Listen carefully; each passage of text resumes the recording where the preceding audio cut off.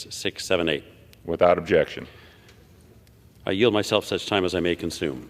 The gentleman is recognized. Thank you, Mr. Speaker. H.R. 6678 makes aliens inadmissible to and removable from the United States excuse me, for committing Social Security fraud and identification document fraud. The numbers are staggering.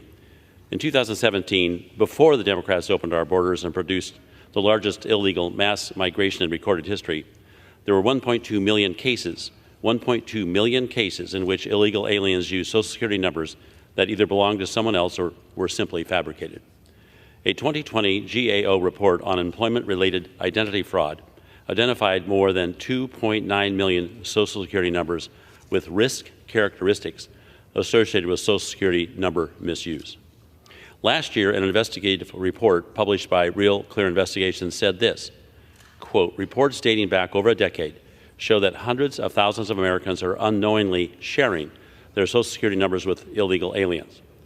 Victims may face tax bills for income they didn't earn or depleted benefits. Worse, some may experience the burden of bad credit histories and criminal records inaccurately attributed to them after being issued Social Security numbers that illegal aliens have previously invented and used.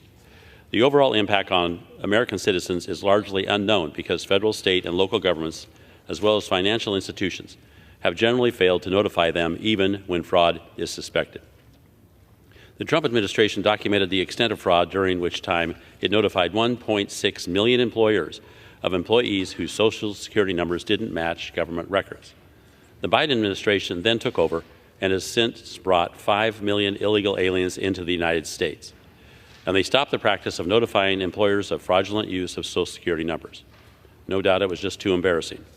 This has been going on for years, but it is sure to have grown exponentially during the Biden administration. We don't know because the administration doesn't want us to know.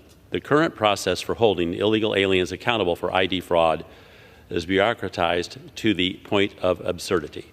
In one case, for example, an illegal alien trafficking in phony identification documents was placed in removal proceedings in 2005, and then nothing happened until 2013 when the endless appeals process finally concluded.